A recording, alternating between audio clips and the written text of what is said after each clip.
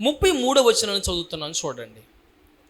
తమ దాసుడనైన నేను ఈ చిన్నవానిని గూర్చి నా తండ్రికి పూటపడి నీ యొద్దకు నేను అతనిని తీసుకుని రాని ఎడల నా తండ్రి దృష్టి యందు ఆ నింద నా మీద ఎల్లప్పుడూ ఉండునని చెప్పి తిని, కాబట్టి తన దాసుడనైనా నన్ను ఈ చిన్నవానికి ప్రతిగా ఏలిన వారికి దాసునిగా ఉండనిచ్చి ఈ చిన్నవాని తన సహోదరులతో వెళ్ళనిమ్ము. ఈ చిన్నవాడు నా తండ్రి వద్దు నేను ఎట్లు వెళ్ళగలను, విలిని ఎడల నా తండ్రికి వచ్చు అపాయము చూడవలసి వచ్చినని చెప్పిన చాలండి. యోసేపు యోధా చేసిన పనిని బట్టి యోసేపు ఐగుప్తు దేశంలో ఒక అధికారిగా నియమించబడ్డాడు. తన ఇంటి వారికి ఆకలిగా ఉన్నప్పుడు, బాధలో ఉన్నప్పుడు యోసేపు సహాయంగా నిలబడ్డాడు. ఐగుప్తు దేశము చుట్టుపక్కల ఉన్న పరిస్థితులన్నీ కూడా ప్రజలందరూ ఇబ్బందుల్లో ఉంటే యోసేపు సహాయపడ్డాడు. అయితే ఇప్పుడు అధికారిగా ఉన్న యోసేపు దగ్గరికి అన్నయ్యలందరూ వెళ్ళారు. ఎందుకంటే వాళ్ళకి పాపం పంట పండట్లేదు, తినడానికి ధాన్యం కావాలి,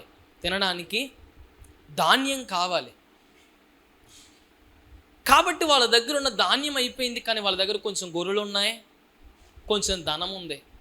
రోజు మాంసం తినగలమా? తినలేము. కొన్ని డబ్బులు తినగలమా? తినలేము. ఎంత డబ్బున్న వ్యక్తి అయినా చివరికి ఏం తినాలి? ఆ కడుపు నిండగా అన్నమే తినాలి, కడుపు నిండేదే తినాలి. డబ్బు తింటే ఆకలి తీరిద్దా? తీరదు. ఈ రోజున చాలామంది తమకున్నదాన్ని, తమకొస్తున్న దాన్ని చూసుకుంటున్నారు, కానీ అన్నిటికంటే ముఖ్యమైనటువంటి బంధాన్ని పక్కన పెట్టేస్తున్నారు చాలామంది. నిజమే, ఈరోజు మనిషి కంటే విలువ మనిషి కలిగి ఉన్నటువంటి ధనానికే ఉంది. ఇప్పటికెళ్ళి సాదాసీదాగా మనం ఏదన్నా ఫంక్షన్కి వెళ్ళిపోయామనుకో, మన పక్క వాళ్ళు పట్టించుకుంటారా అంటే పెద్దగా లేదు. టిప్ టాప్గా రెడీ అయ్యి ఏమీ లేకపోయినా మెల్లో ఏంటండి 4 రోళ్ళు గోళ్ళు చైన్ వేసుకుని వెళ్ళండి, ఎవరిని చూస్తారు? మిమ్మల్ని చూస్తారు. ఎందుకని? మీరు బాగున్నా బాగోకపోయినా ఏవి బాగున్నాయి? మెల్లో చైన్లు బాగున్నాయి కాబట్టి చూస్తారు. పాపం మొన్న అలాగే ఒక ముసలావిడంట, ఏమండి ఈవిడి మెల్లో పాపం చైన్ వేసుకుని వెళ్ళిపోతుందంట. ఈ దొంగోడు కళ్ళకు పడక దొంగోడు కళ్ళలోనే పడింది ఈవిడ. వాడు వచ్చి పాపం ముసలావును పట్టుకుని, ఏవండి ఏంటది, ఆ చైన్ పట్టుకుని బరాబర లాక్కెళ్ళిపోతున్నాడు. ఈడే వదలరా,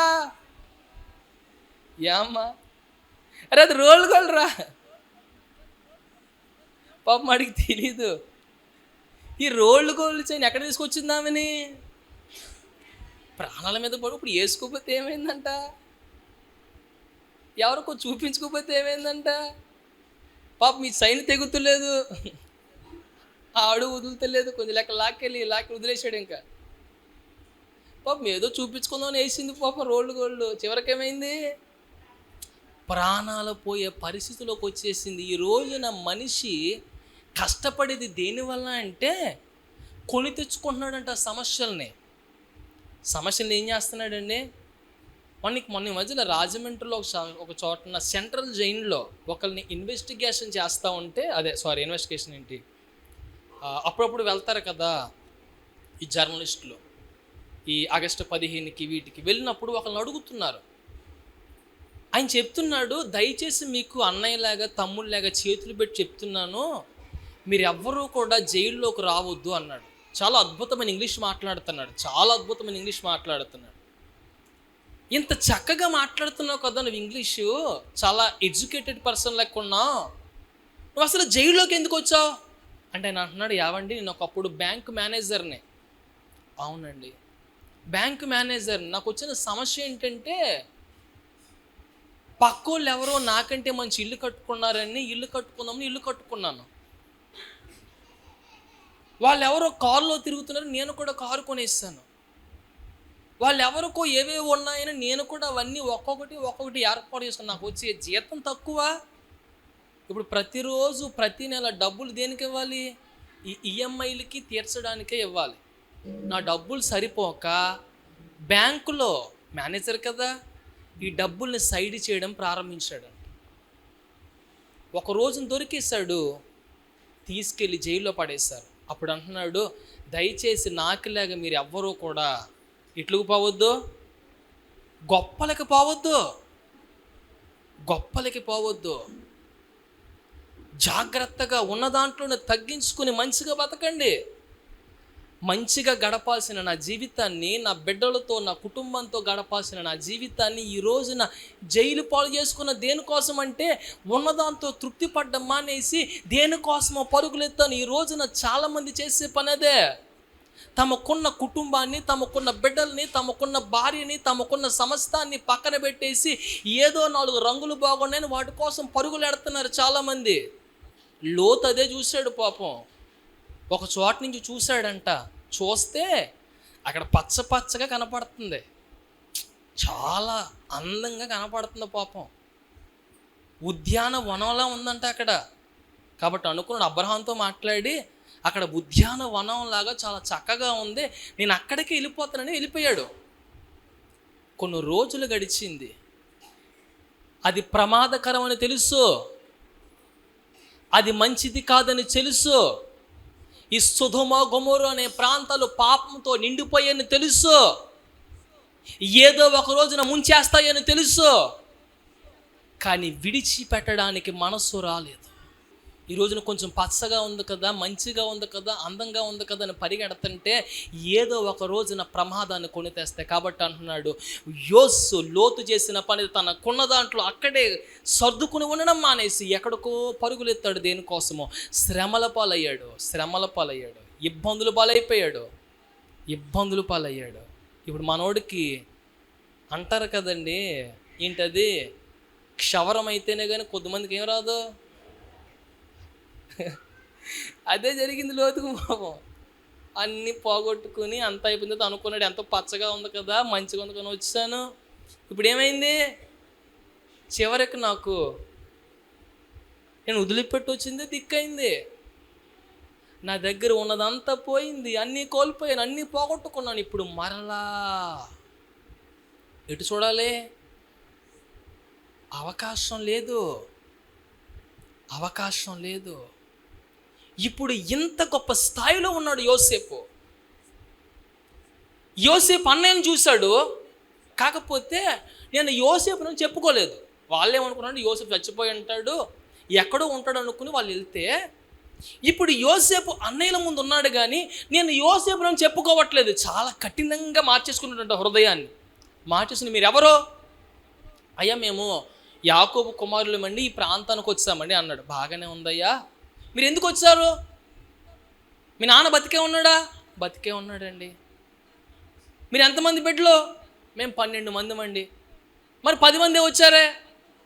ఒకడు మా ఇంటి దగ్గర ఉన్నాడండి, మరి ఇంకొకడు అని చిన్నప్పుడు అడవిలో మృగం తినేసిందండి అన్నాడు. తినేసినాడు ఏం చెప్పాలి వెంటనే? రే బుద్ధిలో ఉన్నారా, అది నేనేరా అనాలి. అనలేదు. ఇంకేం చెప్తారో చూద్దామని ఆగిపోయాడు. అందుకని అంటాడు, తెలివైన వాడు మాట్లాడకుండా మౌనంగా ఊరకనే ఉంటాడంట. మూర్ఖుడు ఏం చేస్తాడు? వెంటనే మాట్లాడేస్తాడు. హల్లెలూయా. ఏమండి, తెలివైనవాడు చేసే పని ఏంటి? వాడికి తెలియకపోని ఏం చేస్తాడు? వినడానికి ఇష్టపడతాడు. కానీ మూర్ఖుడు ఏం చేస్తాడు? వాడికి తెలియకపోయినా గొప్పలకి వెళ్ళిపోతాడు, వెళ్ళి మాట్లాడేద్దామని చూస్తాడు. అందుకని అంటాడు, నువ్వు జ్ఞానవంతుడు కాకపోయినా ఎలా ఉంటావు? మౌనంగా ఉన్నావు అనుకో, నిన్ను అందరూ ఏమనుకుంటారంట? జ్ఞానవంతుడు అనుకుంటారంట. అలాగే అన్ని చోట్ల మౌనంగా ఉంటే కుదరదు. మొన్న ఈ మధ్యలో పాపం ఒక ఆయన అంటండి తీసుకెళ్ళి ఎక్కడో బ్యాంక్ దగ్గరికి వాళ్ళ ఫ్రెండ్ తీసుకెళ్ళాడంట. తీసుకెళ్ళి అన్నాడంట, అరే బాబు అలా కాదు, నాకు చిన్న పని వచ్చిందిరా, నువ్వు రావాలి, నేను సంతకం పెడుతున్నాను, సరే కుదురుతులేదు, నువ్వు కూడా పెట్టాలిరా అన్నాడంట. ఈ పెద్ద మనిషి ఏం చేయాలి? ఎందుకు పెట్టమన్నా అడగాల? పాపం మౌనంగా ఉన్నాడు. ఈయనకు వాక్యం గుర్తొచ్చిందేమో. మౌనంగా ఉండి పాపం సంతకం పెట్టేశాడు. తర్వాత సంవత్సరాలకో 2 సంవత్సరాలకో బాబు లోన్ కట్టట్లేదని ఇంటికి నోటీసులు వచ్చాయి. నేను ఎప్పుడు తీసుకున్నాను? ఆ రోజు సంతకం పెట్టావు కదా, నువ్వేనా? ఆ రోజు ఎందుకు అడగలేదు? అడుగుదాం అనుకున్నాను కానీ ఎక్కడ మాట్లాడాలో. హల్లెలూయా. ఏవండి, దేవుని వాక్యం సెలవిస్తా ఉంది కదా, యోసేపు పాపం ఆ స్థితిలో అంటున్నాడు, బెన్యామీని తీసుకొచ్చాడు. బెన్యామీన్ అన్నాడు, మీరు మరలాసరి వస్తారు కదా, వచ్చినప్పుడు మీతో పాటు ఎవరిని పట్టుకొస్తారు? మీ చిన్న తమ్ముని కూడా తీసుకురండి. ఏవండి, వాడంటే మా నాన్నకి చాలా ఇష్టం అండి. మేము 10 మంది లేకపోయినా ఉండగలరు కానీ వాడు ఒక్కరు లేకపోతే ఉండలేడండి. రాహేలు అనే ఆమెను ఆయన ప్రేమించి 14 సంవత్సరాలు పనిచేస్తే అప్పుడు ఇచ్చాడండి. రాహేల్ని వివాహం చేసుకున్న తర్వాత ఆమె కొద్ది సంవత్సరాలు చనిపోయింది. ఆమెకి 2 పిల్లలు పుట్టారు. జంతువులు తినేసాయి, మిగిలినోడు ఒక్కడే, చిన్నోడే. ఇప్పుడు వీనికి కూడా ఏమన్నా అయితే మా నాన్న బతుకున్నాడండి, కాబట్టి మీరు తీసుకురమ్మను కాబట్టి తీసుకొచ్చాను, మీరు చూసేయండి, నేను తీసుకెళ్ళిపోతాను. ఒకవేళ లేదో బెంజామీను సంచిలో మీరు పెట్టింది ఏదో అదేదో దొరికింది కాబట్టి దొంగతనం కడతారా? కట్టండి. కాకపోతే నాది ఒక చిన్న మనవండి, నా తమ్ముడికి పాపం ఏం తెలియదు, వాళ్ళు లేకపోతే మా నాన్న బతకలేడు, కాబట్టి వాడికి బదులు నన్ను జైల్లో వేసి, వాడికి బదులు వాడికి ఏ శిక్ష వేద్దాం అనుకుంటున్నారో ఆ శిక్ష నాకు అమలు చేయండి అన్నాడు యోధ. హల్లెలూయా. బహుశా యోధాకి మొదటి నుంచి ఒకటి మనసులో ఉండిపోయింది. ఆ రోజున తను చేసిన పని తండ్రికి తెలియదు, అన్నయ్యలు చేసిన పని ఇంట్లో వాళ్ళకి తెలియదు, 10 మంది మధ్యలో ఉండిపోయింది. 11వ బెంజామిన్కి తెలియదు. కానీ ఈ 10 మందిలో ఒకడైన యోధాకు మాత్రం బహుశా మనసులో ఉండిపోయింది. ఏమని? ఒకప్పుడు అన్యాయంగా యోసేపుని గుంటలో పడేసి అమ్మేసి బాధలు పెట్టాం. ఈ రోజున అదే తప్పు మరలా జరగడానికి వీల్లేదు. అదే తప్పు మరలా జరగడానికి వీల్లేదు. బెంజామిన్కు బదులుగా నన్ను జైలు నేను బతుకులాడుకుంటున్నాడు ఈ యోధ. He was taking that responsibility. Reuben ఇంటికి పెద్దోడు. రూబేన్ తర్వాత ఇంకొక 2 ఉన్నారు. 4వ వాడు యోధ. ఇప్పుడు ఎవరు ముందుకు రావాలి? రూబేన్ రావాలి. రూబేన్ ఇంకొక 2 ఉన్నారే, వాళ్ళు రావాలి. కానీ వాళ్ళందరూ మాకు ఎందుకులే, మాకు అవసరమా ఇదంతా అని మౌనంగా ఉండిపోతే ఈయన చేస్తున్నాడు కదా. యోధ అంటున్నాడు, వాళ్ళు లేకపోతే మా నాన్న బతకడండి, చచ్చిపోతాడు. మా అందరికన్నా ఆయనకి వాడంటేనే బాగా ఇష్టం. వాడిని ఒక్క నిమిషం కూడా వదిలి ఉండలేడు. ఈరోజు మీరు వాడిని తీసుకెళ్ళిపోతే, మీరు వాడిని జైల్లో పెట్టేస్తే మా నాన్నకు వచ్చే అపాయం నేను ఊహించలేను. కాబట్టి ఒక్క పని చేయండి, నా తమ్ముడికి బదులుగా నన్ను జైల్లో నేను బతిమలాడాడండి యోధ.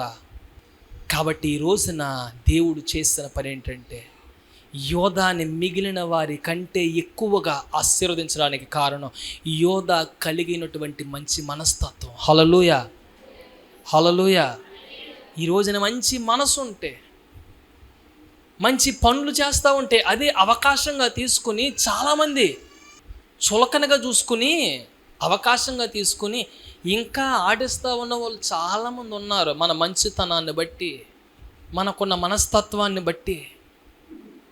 కానీ దేవుడు అంటున్నాడు, ఎంతకాలం ఆడిస్తారో ఆడిస్తేనే, ఎంతకాలం చేస్తారో చేయని, ఎంతకాలం ఉంటారో ఉండని, వీటన్నిటికంటే దారుణమైనది ఒకటి. కాబట్టి యోధ మిగిలిన వారిలాగా స్పందించకుండా ఉండిపోలేదు. నాకు ఎందుకులే అని ఆగిపోలేదు. అందరిలాగా యోధ కూడా ఉండిపోవచ్చు. నాకు ఎందుకు వచ్చిందిలే, నాకు పని ఏముందిలే అని ఆగిపోవచ్చు. కానీ యోధ అలా చేయలేదు. అంటున్నాడు, వాడికి బదులు తీసుకెళ్ళి నన్ను పెట్టండి, నా తమ్ముడికి బదులు నన్ను ఇబ్బందులు పెట్టండి, పర్లేదు అని అడుగుతున్నాడండి యోధ. దేవుడు ఆ యోధ కొన్న మనస్తత్వాన్ని చూశాడు. అందుకని అంటాడు, మనుషులు పైరూపాన్ని చూస్తే దేవుడు హృదయాన్ని లక్ష్య పెట్టే దేవుడు. Hallelujah. What kind of person you are, what kind of persons we are. మనం ఎటువంటి ఆలోచనలు కలిగి ఉన్నాం, ఎటువంటి వ్యక్తులుగా ఉన్నాం. ఒక వ్యక్తిత్వం ఎక్కడ బయటపడుతుంది అంటే ఆ వ్యక్తి వేసుకున్న బట్టల్లో బయటపడదు. అందుకని అంటాడు, కద్దరేసుకున్న ప్రతి ఒక్కరు, ఇదంటే తెల్ల బట్టలు వేసుకున్న ప్రతి ఒక్కరు మంచోళ్ళు పరిశుద్ధులు అనుకోబాకండి. మనం ఏం చేస్తాం, అది చూసి మోసపోతూ ఉంటాం. కొన్నిసార్లు ఒక ఆవిడ పాప నెత్తి మీద ముసుకేసుకుని మంచిగా ప్రార్థనకు వచ్చేస్తుంది, అంత మాటలు మాట్లాడితే స్తోత్రం ఇంకో మాట రాదు ఈవిడ నోట్లోంచి. ఎంత భక్తి బర్రాలు. అయితే ఒకసారి ప్రార్థన చేద్దాం ఇంటికి వెళ్తే వాళ్ళ హస్బెండ్ అంటున్నాడు, వాళ్ళ ఆయన గారు అంటున్నారు, పాపం ఈవిడ అక్కడే ఉంది, నా దగ్గర ఉంది. ఏమండి, నిజంగా దేవుడు మా మందిరంలో లేకపోతే మాకు ప్రార్థనలో మంచి గొప్ప బహుమానాన్ని ఈవిలాగా ఇచ్చాడండి మాకు దేవుడు, ఎంత మంచి ఆవిడ అంటే ఆయన అంటున్నాడు, అవునండి బాబు నిజమే, నేనంటే ఈ పిచ్చిదానికి ఎంత ఇష్టమో, నేనంటే ఈ పిచ్చిదానికి లెక్కలేని ప్రేమ. అసలు నేను లేకపోతే కొంచెం సేపు కూడా ఉండలేదు అని పాపం తెగ చెప్పేసాడండి. అనుకుని నిజమే అసలు పాపం ఈవిడి మందిరంలో అనుకుని ఇంటి దగ్గర కూడా మంచి సాక్ష్యం ఉంది ఈవిడికి అని అనుకుంటే ఈ లోపల ఉండండి అయ్య గారు మీకు కొంచెం ఎదురు పట్టుకొస్తానని అలా కిచెన్లోకి వెళ్ళి అన్నయ్య దగ్గరకు వచ్చాడు. ఏంటి దగ్గరకు వచ్చాడు, చేయబట్టుకున్నాడు. మీకు తెలియదు కానీ మీరు అనుకున్న మంచివాడేం కాదండి, మీకు తెలిసిన ముఖం వేరు, మాకు తెలిసిన ముఖం వేరు. పాప మీరు వచ్చేసి నీ లోపల పిచ్చిదానికి నేనంటే ఎంత ప్రేమ. ఎవడినవాడు పక్క వెళ్ళిపోగానే మళ్ళీ మాట మారిపోయింది. నిజమే, కొద్దిమంది చాలా మంచి కనపడతారు, ఎలాగా పైకి పరిశుద్ధంగా చక్కగా, కానీ అంటున్నాడు దేవుడు పై రూపాన్ని చూసి మోసపోయేవాడు కాదు. ఎవరిలాగా, మనకులాగా పైకేదో చూసి మోసపోయే తత్వం కలిగినోడు కాదు. మనుషుల యొక్క హృదయాంత రంగాన్ని బట్టి దేవుడు జ్ఞాపకం చేస్తుంది. ఈ రోజున యోధ శ్రమలు పడడానికి ఇష్టపడిన ఆయన కలిగినటువంటి వ్యక్తిత్వాన్ని బట్టి రాబోయే రోజుల్లో దేవుడు ఎవ్వరికీ లేని ధన్యత. ఇంట్లో పెద్దోడు కాదు, యాకోబు బాగా ప్రేమించిన కుమారుడేమీ కాదు, యాకోబు బాగా ప్రేమించి వివాహం చేసుకున్న రాహేలుకు సంబంధించినోడు కాదు, అలాగే ఐగుప్తు దేశంలో గొప్ప పదవి ఏమీ ఆయన చేయట్లేదు. ఇవి ఏమీ లేకపోయినా ఈ రోజున యోధాకి ఇచ్చినటువంటి ధన్యత వేరే ఎవ్వరికి ఇవ్వకుండా దేవుడు యోధాను ఎందుకు ఎన్నుకున్నాడంటే ఆయన కలిగినటువంటి మనస్తత్వాన్ని బట్టి, ఆయన చేసిన పనిని బట్టి. పదండి చివరగా ఒక విషయాన్ని చూపిస్తాను. ఆదికాండము 29వ అధ్యాయము 35వ వచనాన్ని చూద్దాం ఒకసారి. ఆమె మరలా గర్భవతి అయి కుమారుని కని ఈసారి యెహోవాను స్తుతించదననుకుని యోధా అని పేరు పెట్టెను. చాలండి. ఈయన ఎవరికి పుట్టాడు అంటే రాస్తున్నాడు అక్కడ, బాగా ప్రేమించిన రాహేలుకి ఏమీ పుట్టలేదు, లేయాకు పుట్టాడు. అయితే లేయా గురించి ఏం రాశాడంటే బైబిల్లో, ఈ లేయా తన భర్త చేత ద్వేషించబడటాన్ని బట్టి, ఎందుకంటే ఆమెలో ఉన్న లోపం ఏంటంటే ఆమెకి జబ్బు కళ్ళు అని రాశాడు. ఆమె కళ్ళు సరిగ్గా, అంటే వంకర కళ్ళు లేదంటే కళ్ళలో నుంచి ఏదన్నా సమస్య ఉందో తెలియదు కానీ ఈమె కళ్ళు సరిగ్గా లేవని రాశాడు బైబిల్లో. ఈమె అందంగా లేకపోవడాన్ని బట్టి, ఈమె కళ్ళు సరిగ్గా లేకపోవడాన్ని బట్టి భర్త ఈమెను ప్రేమించేవాడు కాదు, సరిగ్గా చూచేవాడు కాదు, పట్టించుకునేవాడు కాదు. ఎంత మంచిగా ఉన్నా, ఎంత అనుకువగా ఉన్నా, ఎంత జాగ్రత్తగా ఉన్నా ఏదో ఒక లోపాన్ని చూపించేవాడు. ఏదో ఒక లోపాన్ని చూపిస్తే ఇదంతా ఎవరు చూశారంట? యెహోవా చూచాడు. దేన్ని? ఈ లేయా ద్వేషించబడతా ఉందే, ఈ లేయాకు లెక్కలేనిదిగా ఉందే, ఈ లేయా తక్కువ చూపు చూడబడతా ఉందే, దీన్ని దేవుడు చూశాడు. దేన్ని బట్టి అంటే ఆమె కలిగి ఉన్నటువంటి, ఆమెకున్నటువంటి ఈ శరీర అందాన్ని బట్టి తక్కువ చూడబడుతుంటే బైబిల్లో అంటాడు, అయ్యా కొద్దిమంది గుడ్డివారిగా, కొద్దిమంది కుంటివారిగా, కొద్దిమంది మోగవారిగా పుట్టడానికి కారణం ఎవరు అంటే అంటాడు, వాళ్ళు ఎవరో కారణం కాదయ్యా, మరి ఎవరు? యెహోవా అనేటువంటి నేనే. మన రోడ్డు మీద వెళ్ళిపోతున్నప్పుడు మన దగ్గరికి ఎవరన్నా సహాయం చేయమని వచ్చారనుకో, కాళ్ళు లేనోళ్ళు, చేతులు లేనోళ్ళు, ఒకవేళ మన వలనైతే సహాయం చేయండి, పొరపాటు ఏం కాదు. 100 రూపాయలు ఇవ్వమని ఎవడు అడగడో. 5 రూపాయలు ఇవ్వండి, 2 రూపాయలు ఇవ్వండి, ఇంకా మీకు మనసు బాగుందనుకో 10 రూపాయలు ఇవ్వండి, ఇచ్చి పక్క వెళ్ళిపోండి, సంతోషం. అంతేగాని వచ్చిన కొద్దిమంది తిట్టేవాళ్ళు చాలామంది, కొడతాకెళ్తారు చాలామంది, చేదరించుకుంటారు చాలామంది. ఇవ్వకపోతే పక్కన నుంచి వెళ్ళిపో. కానీ వాళ్ళు ఏం చేయలేరు కదా, ఏం అనలేరు కదా, వాళ్ళ వల్ల ఏమీ కాదు కదా అని ఒకవేళ మాట్లాడుతూ ఉన్నావేమో జాగ్రత్త. దేవుడు అంటాడు, నేను బేదల పక్షంగా, విధవరాలి పక్షంగా, ఏమీ లేని వారి పక్షంగా నేను వ్యాజ్యమాడే రోషము కలిగిన దేవుణ్ణి. హల్లెలూయా, హల్లెలూయా. ఇప్పుడు దేవుడు ఇంత గొప్ప పనిని ఎవరిని బట్టంట? లేయా ద్వేషించబడడాన్ని బట్టి. దేవుడు లేయా గర్భాన్ని ధరిస్తే 3 బిడ్డలు పుట్టేశారు. 3 బిడ్డలు పుట్టేసిన తర్వాత 4వ వాడు ఎవరు? యోధ. 4వ ఆయన మొదటోడేమీ కాదు. పాపం ద్వేషించబడ్డాన్ని బట్టి 4వ బిడ్డ పుట్టిన తర్వాత అప్పుడు అంటుంది, నేను ద్వేషించబడడాన్ని బట్టి, నాకున్న స్థితిని బట్టి దేవుడు నన్ను జ్ఞాపకం చేసుకుని నాకు 4 మగబిడ్డలను ఇచ్చాడు. కాబట్టి ఈ రోజున ఏమైనా నేనేం చేయాలి? దేవుణ్ణి స్తుతి చేయాలి. హల్లెలూయా. అయితే ఇంత దారుణమైన పరిస్థితుల్లో కూడా ఆమె ఒక విషయాన్ని జ్ఞాపకం చేసుకుంటా ఉంది. నేనున్న పరిస్థితిలో, నేనున్న స్థితిలో నా ఇంట్లో వాళ్ళు నన్ను లెక్క చేయలేదు, నా భర్త నన్ను పట్టించుకోలేదు, ఏ ఒక్కటి నాకు కలిసి రాని సమయంలో, ఏది నాకు అనుకూలంగా లేని పరిస్థితుల్లో, ఎక్కడా కూడా నేను ఎంత మంచిగా ఉన్నా, అనుకువగా ఉన్నా, జాగ్రత్తగా ఉన్నా, ఎవ్వరూ కూడా అంటే లెక్కలేని స్థితిలో ఉన్నప్పుడు యెహోవా నన్ను జ్ఞాపకం చేసుకుని ఈ రోజున ఈ గొప్ప స్థితిలో ఉంచాడు. ఇక మీదట నన్ను వీళ్ళు పట్టించుకున్నా పట్టించుకోకపోయినా దేవుడు నాకు ఒక ఆధారం ఇచ్చాడు, దేవుడు నాకు ఒక ధన్యతనిచ్చాడు, గొప్ప స్థితినిచ్చాడు. కాబట్టి ఈసారి యెహోవాను స్తుతి చేద్దామని ఆ బిడ్డకు పేరు పెట్టిందండి. యోధ అనగా స్తుతి. స్తుతి.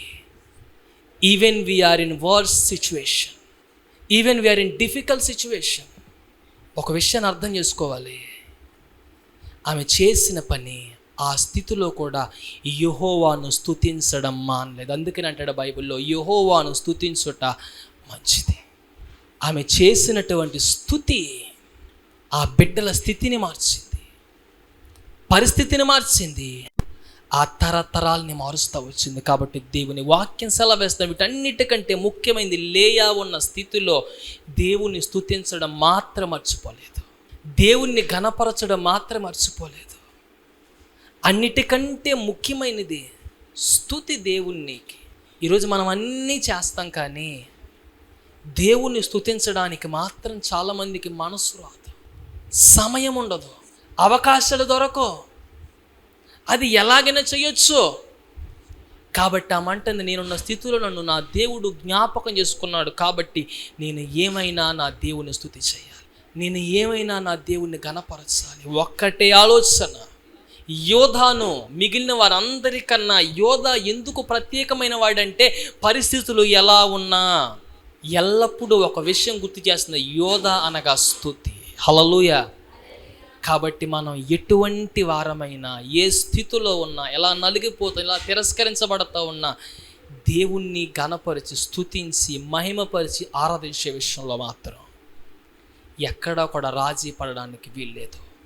కాబట్టి మిగిలిన వారందరికన్నా యోధ ఎందుకు గొప్పోడు అంటే, ఆ తల్లి ఉన్న స్థితిలో యోధాను బట్టి, దేవునికి చేసిన పనిని బట్టి, యోధ ఉన్న స్థితిని బట్టి, యోధ కలిగి ఉన్న మనస్తత్వాన్ని బట్టి, యోధ స్పందించిన విధానాన్ని బట్టి, యోధ మాట్లాడితే అందరూ అంగీకరిస్తారు, చాలామంది జీవితాలు బాగుపడ్డాయి. హల్లెలూయా. ఈరోజు మన మనసు బాగుండాలి, మన మాట బాగుండాలి, చేసే పని బాగుండాలి, చూసే చూపు బాగుండాలి, నడిచే నడక బాగుండాలి.